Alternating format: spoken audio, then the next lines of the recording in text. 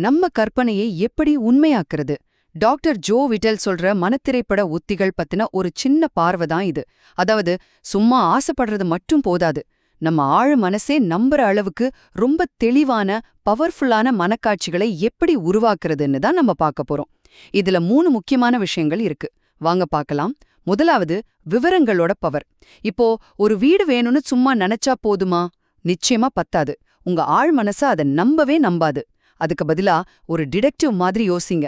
அந்த வீடு எங்க இருக்கு, என்ன கலர்ல பெயிண்ட் அடிச்சிருக்கு, உள்ள என்ன மாதிரி சோஃபா இருக்கு, இப்படி ரொம்ப துல்லியமா கற்பனை பண்ணணும். இந்த மாதிரி நீங்க செய்யும்போது அதுவே வெளியில இருந்து வர்ற நெகட்டிவ் எண்ணங்களுக்கு ஒரு கவசம் மாதிரி ஆகிடும். 2வது, மன ஒத்திகை, மென்டல் ரிஹர்சல்னு சொல்லுவாங்க. ஒவ்வொரு ராத்திரியும் தூங்க போறதுக்கு முன்னாடி உங்க அடுத்த நாள ஒரு படமா ஓட்டி பாருங்க. காலையில சூப்பரா எந்திரிக்கிறீங்க, முக்கியமான வேலைகள் எல்லாம் திறமையா முடிக்கிறீங்க, சாயங்காலம் ஜாலியா வீட்டுக்கு வர்றீங்க. இப்படி எல்லாத்தையும் காட்சிப்படுத்துங்க.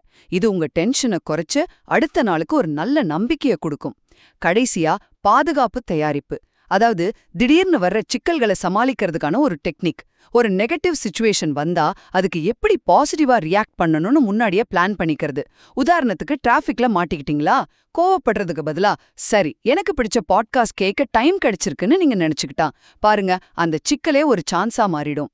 சோ, சிம்பிளா சொன்னா, உங்க கற்பனைய தெளிவான விவரங்களோட ஒரு கருவியா பயன்படுத்த ஆரம்பிச்சா உங்க உள் உலகத்தை நீங்க கண்ட்ரோல் பண்ணலாம், இலக்குகளையும் நிஜமாக்கலாம்.